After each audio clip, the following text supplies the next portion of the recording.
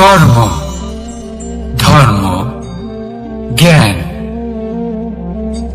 এই 3 স্তরে অনেক মানুষ পৌঁছতে পারেন। অনেকে এই পরীক্ষা দিয়ে তাতে উত্তীর্ণ হয়ে যেতে পারেন, কিন্তু শিখরে পৌঁছে শাসন তিনিই করতে পারেন যার কাছে এই চতুর্থ গুণটিও থাকে।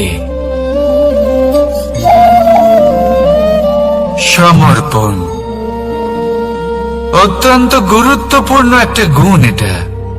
এই সমর্পণ আসলে অত্যন্ত গুরুত্বপূর্ণ। পূর্ণ সমর্পণ দরকার নিজের লক্ষ্যের প্রতি, সমর্পণ নিজের কর্তব্যের প্রতি, সমর্পণ নিজের আত্মার থেকে নির্গত স্বরের প্রতি, সমর্পণ নিজের রথির প্রতি, অর্থাৎ